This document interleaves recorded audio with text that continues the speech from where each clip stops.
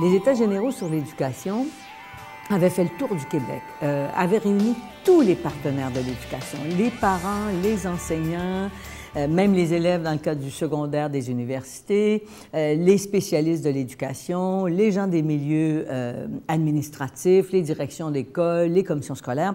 Ça avait été une superbe opération de dialogue, de réflexion, d'échange.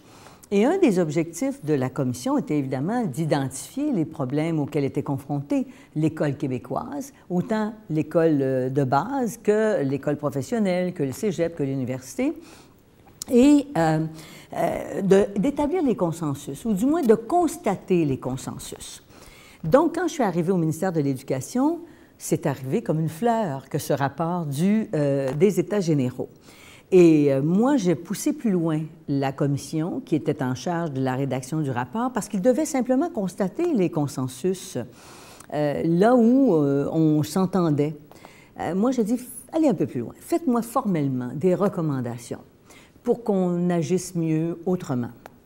Et c'est dans la foulée des États généraux qu'il m'a été proposé de donner plus de responsabilités et de pouvoir aux parents dans les écoles, particulièrement sur tout l'aspect pédagogique, que la commission scolaire conserve ses responsabilités en matière administrative, de partage des ressources, mais que les parents soient au cœur des décisions qui allaient concerner l'école.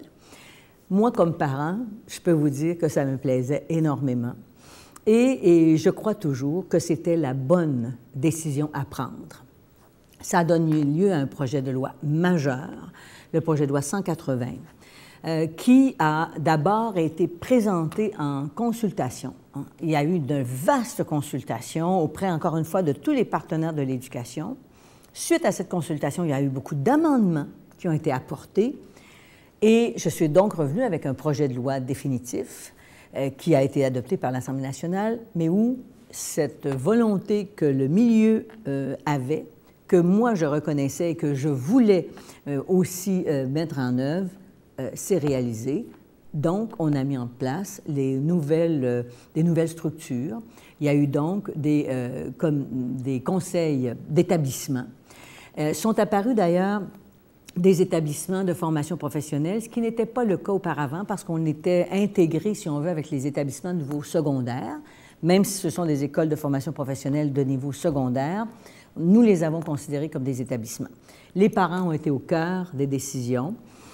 Ça brassait un peu parce que, bon, il y avait certaines oppositions dans différents milieux, les enseignants étaient inquiets, etc. Mais je crois que c'était une bonne décision et je continue de croire qu'on doit miser sur l'engagement des parents dans nos écoles.